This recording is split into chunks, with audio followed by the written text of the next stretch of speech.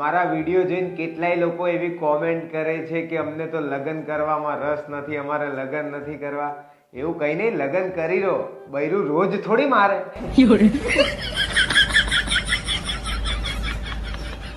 કોક દિવસ એ તો જૂનું ઉપડી જાય. આઈ લવ યુ. કરી લો. વિજય, લગ્નમાં સ્ત્રી પુરુષની જમણી બાજુ બેસવાનું હોય કે ડાબી બાજુ? અરે ગમે બાજુ બે, પછી તો આખી જિંદગી માથે જ બેહવાનું છે ને. ઘણા બધા છોકરાઓ લગ્ન કરવાથી બીતા હોય કે લગ્ન પછી વાસણ ઘસવા પડશે, કચરો વારવો પડશે. એવું બીવાની જરૂર નહીં, 10 મિનિટ થાય ખાલી.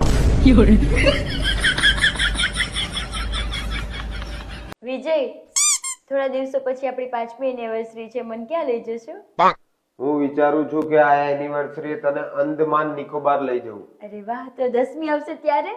ત્યારે હું તને પાછી લેવા આવીશ ને ત્યાંથી.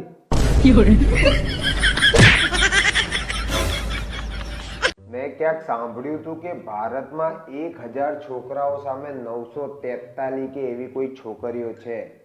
તો ભાઈ આ જે બાકીના વધ્યા 57 લોકો, એ જ આગળ જઈને સારા મહાન માણસો બને છે, જેમ કે અબ્દુલ કલામ, યોગી, મોદી, રતન ટાટા. બાકી જે 943 વધ્યા એ લગ્ન કરીને પછી કુકરની 3 સીટી થાય એટલે ગેસ બંધ કરવાનો. આમાં જિંદગી પૂરી થઈ જાય.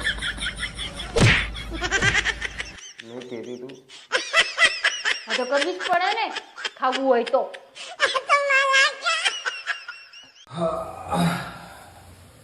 સરસ, જો કામે આવી ગયા.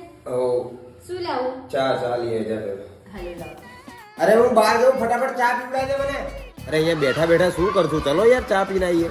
એ લઈ જાવ છો? અરે કઈ નહીં, ચા પીને આવીએ આપણે. શું કરે, નવરો છે? આ ચાલ ને ચા પીને આવીએ. શું વાત કરે? જીવે તો છે ને? હા કઈ નહીં, કાળુભાઈ કેટલી આ ચા પીને નીકળીએ આપણે ફટાફટ. આટલું બધું દૂધ કેમ? ચા પીવા. રાત્રે શું પ્લાન છે? કઈ નહીં, ચા પીવા જઈશું બધા. શું કરીને આયા? ચા પીવા ગયા હતા, ચા પીને આયા. પાણી નહીં, છેલ્લી વાર ચા પીવડાવી દો મને બધા.